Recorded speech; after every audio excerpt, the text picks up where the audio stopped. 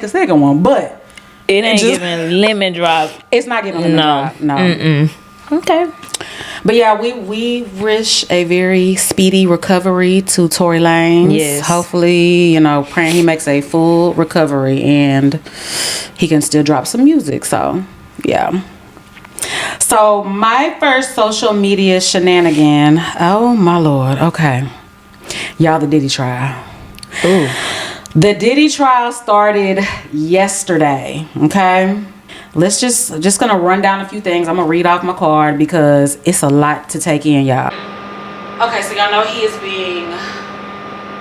being accused of sex trafficking, racketeering, and transportation in prostitution. Those are his 3 charges. So yesterday when the trial started, these are the notes that I took. They said he walked in looking completely gray. He looked old and frail. I feel like that was done on purpose. Who the hell is the damn sketch artist though? They don't look nothing like okay, nobody. I can imagine him with gray hair and looking fragile, but this is a totally different man that they drawing. Yeah. Who are you drawing? The sketch artist is awful. Terrible. That is no way. But wait, this might be the same sketch artist. Remember when A$AP Rocky was on trial and they drew Rihanna? I said, oh, they played my girl.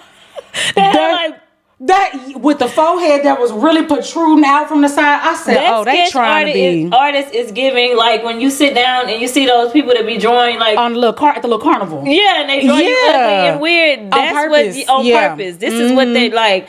That didn't look nothing like Diddy. I was like, oh, this sounds nothing at all. It didn't look like Cassie either. Like it was terrible. Yeah, well, I mean, I could tell it was Cassie because it's a pregnant woman, but it's like, yeah, he's terrible. It's bad. Okay, y'all, so these are my notes from day 1 and day 2. Okay, so day 1, the male dancer testified. Okay, he is a male stripper. I don't know if is he an escort off? I guess he's an escort. Strippers, escorts. Yeah. Okay, so he's a male dancer, and he said that a friend was supposed to go but couldn't make it, and so he took their place. Okay, that's what I read on one of. This is all alleged, of course. Okay, no one is guilty until proven guilty. He's innocent until proven guilty. So everything is alleged that we're saying. All right. So yeah, he's a male dancer. He said the only reason he knew it was Diddy was because of the voice. He said he recognized the voice straight away. He said he was trying to keep himself covered. Diddy wore a bandana over the lower part of his face and a baseball cap. Only thing showing was his eyes. He said Cassie wore a masquerade mask to cover her identity, but he said he knew who they were. And he said that lots of baby oil was involved. Well, we haven't got to Cassie. This is what he said. He said lots of baby oil was involved. He said that he was instructed to urinate in Cassie's mouth. Yes. Those were the highlights of his testimony from yesterday. And he did say he said he felt kind of powerful because he knew that they were such like he liked it because they're such like a powerful couple, powerful people in the industry, that he was just like, I can't believe it's me. So he said that he enjoyed it at that aspect of it, but he did say he stopped doing it because I think they met with him a few times. He stopped doing it when he saw Diddy put hands on Cassie. Oh, okay. And is this the same one where he said they told him that he wasn't doing it right? Cassie told him he wasn't peeing. Yes, to not release it all at the same time. Yeah, Cassie, she said it first, and then Diddy was like, yeah, you're not doing it right. I was like, okay. Yeah. Well, alrighty. Instructions.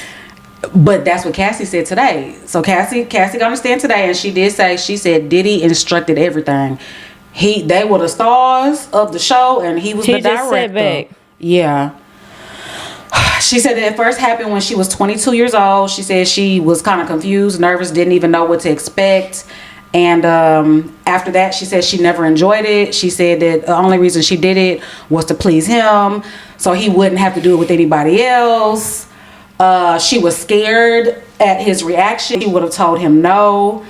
Now, she did, when talking about the urination thing, she said that she choked on it. She said that it was so much in her mouth that she was choking on it. She was scared. Then she talked about like how Diddy treated her throughout the relationship. He made her cut her hair. There were certain ways he made her get her toes done, her nails done. He would tell her she looked too Mexican. So he would make her get certain hairstyles, I guess, that made her look racially ambiguous. He would taunt her by like giving her gifts and money, and then he would put her on punishment and take it away. And take her phone away, take her laptop away. Like security was in on it too, said the security would be the one to take all her stuff. She did say he was physically abusive, which we already knew. She said during the freak-offs, they would use up to 10 bottles of baby oil. She also says she remembers one instance where they had a blow-up pool and it was filled with baby oil and hot water. Diddy made her call him Pop Pop, which is his grandfather's name. So she said when she found out that that was his grandfather's name, she said that she felt like it was real disrespectful to the grandfather. Like, why me, your girlfriend? I have to call you Pop Pop. But I feel like that kind of plays into like a power thing. The urinating in the mouth. You're like my grandchild, and I'm the one. He's authority. The Pop Pop is the authority, and putting her on punishment and taking things away, giving her gifts, taking them away. Then she said that the escort, when he would finish I saw that. on her, Diddy would request for her not to wipe it off. They would go into another room, and he wanted it rubbed on him. Most of the time on his nipples. So he had another man's mayonnaise. This is disgusting. Like, you can't make this stuff up. This is sick. It's not funny. It's just disgusting. I cannot. Why? What gratification do you get out of another man's? And I'm thinking, was he using her to fulfill something inside of him that he wanted to do, but he didn't want to do physically? But he I feel like that's gonna come out. Yeah, like you using her to do all this, and then you want the semen to be rubbed on you and all that, but you not doing anything to this man. I think that was probably the lead up. I feel like tomorrow when the testimony, I feel like that's what I think's gonna come. Like, if not, he definitely using that as something he like. He living his fantasies through her.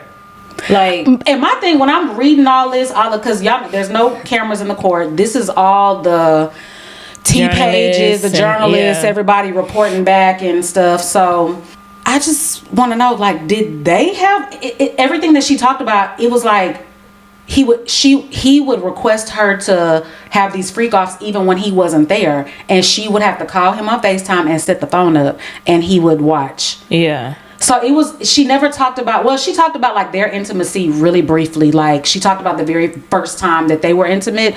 But when it gets down to like the nitty gritty, the nasty stuff, it don't even seem like he was really involved. He was the voyeur watching. Yeah, that's what I'm saying. He maybe was just using her to fulfill his fantasies or something that he wanted to do, but physically couldn't do or something. We're gonna see, when the rest of this come out, because I want to know. Because this is only day 2. This is crazy. And it's supposed to be 8 weeks. Yeah. This is day 2. Yeah. And he would film everything, and she said that him filming it was basically him keeping it as blackmail. But that's what he messed up at, because it was on all them computers, and she handed the computers over to the feds. So, I mean, that right there, wouldn't you consider that right there already one of his charges? Revenge that's already porn. the prostitution. Yeah. Right? And revenge porn. Damn, so, did it. Damn. Yeah. You just never know Lord. You never know what people are doing behind closed doors. I was talking to somebody about it today, and their friend, they were in the car with their friend, and their friend was like, oh, it's just because once you're so rich and get so much money, having regular relations is boring. I'm like, I don't know. Like, what you mean when you get so much money and you done smashed so many women and done so many things that doing it regular is boring? Excuse me? Like, what? I'll take regular. Like, what? That doesn't make any sense to me. I feel like if you're doing these nasty fetishes, it don't matter if you a millionaire or someone who works a minimum wage job. A fantasy and a fetish, that's just a that's just the type. It don't matter the money. That don't matter. Because if he had those fantasies, he just had the money to do it. Right, exactly. You already had that in you. You just had the money to do whatever you wanted to do. Like, fulfill all that. Like, that's crazy. And the amount of men who are still on Diddy's side, because this same dude was saying, Cassie was a willing participant. Boosie said, I saw some tweets. Boosie was saying it was consensual. Cassie knew what she was doing. Why would you stay 10 years? You did all of that. Like, grooming is real. It's a real thing. It's a real Abuse thing. is real. Yes. That girl was, 16 when that song had first came out? Like, he knew of her. Maybe younger. This is when the song first dropped. She was 16. Right. So he probably knew this girl since she was way younger. Grooming is a real thing. It is. And even as an adult, if you're scared of the person, you're scared, you feel like you can't leave because financially, physically, they've hurt you. Mentally, they've hurt you. Like, all of that is abuse. Yeah. Financial abuse is a thing. Physical abuse, mental abuse, and like she said, grooming. It's all a thing. So when I hear so many men still, they're just trying to take a black man down. That's all it is. She was a participant. They're just trying to take a black man down. I'm like, this man, like, you saw in your own eyes when that tape came out. Yes, of him attacking her by the elevator. What he was doing in the privacy of his home. If he did that at a hotel publicly, she said he was beating her. So, like, imagine what he was doing at home. If you did that publicly in a hotel, ran out in your towel and all that, and then he was trying to pay for the video. The security said he was trying to pay. He just thought he had too much money. He was never going to be touched. Just like a lot of people, though. Mm-hmm. They taking this man down. What's the thing? Every dog has his day. Yeah. Baby. He having his. Woof, you in court now, and you got to pay the piper. Yes. Shoot. So Cassie, when she settled outside of court, there was no, because a lot of times when people settle outside of court, you can't talk about. She didn't do none of that then. Or maybe that goes out of the window when because they're not getting him for abuse. They're getting him for the sex trafficking, racketeering. So maybe it does go out the window when trafficking is. They take this shit serious. Yeah. So all that, they probably making her. Maybe the state picks it up, and they probably making her take the stand, because who actually wants to get her husband is in that courtroom. And people are like, I'm like, y'all don't think she told her husband this, like, all these details in this before she got there? She told this man that. They like, he running out of there with his head. That man has been out both them days.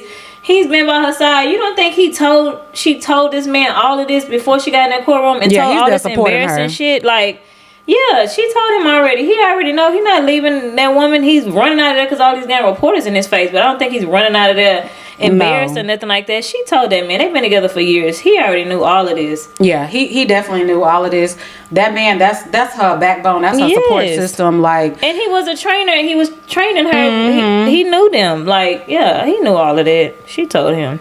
And did you hear about, like, supposedly she had met, like, other men while they were together when she was with Diddy? Yeah. And then he found out about it. Said he tried to blow up, was it Kid Cudi's car? And Kid Cudi said that was true. His truck blew up. And then supposedly, allegedly, she went on a New Year's Eve day with Michael B. Jordan or something like that. She met him on a movie set. You didn't hear about that one? No. Yeah, they said that because. So what did he do to Michael B? He didn't do nothing? Supposedly he called him and threatened him. And then he sent Cassie a text like, handle your dude before I do. Yeah. I could see this is a legend, of course. This is on the T pages. All of this. Mm-hmm. Yeah. From making a band, the way he talked to people, you can just, if you doing that on the camera, I can imagine how you are when the cameras aren't rolling. And like I said the last time, all them band members that sat down and cried, cried, grown men. All 5 of them cried. Mm-hmm. They were boo-hooing. They were. Wait till they come out and tell. That's what I want to hear their stories too. They didn't say much. Aubrey too. Aubrey O'Day. She always talking. She can't stand her story has not from like 10 years ago. She has said, Diddy, when the time is right, she did. I'm gonna expose you. And she said it was going. Don did the same thing. Mm-hmm.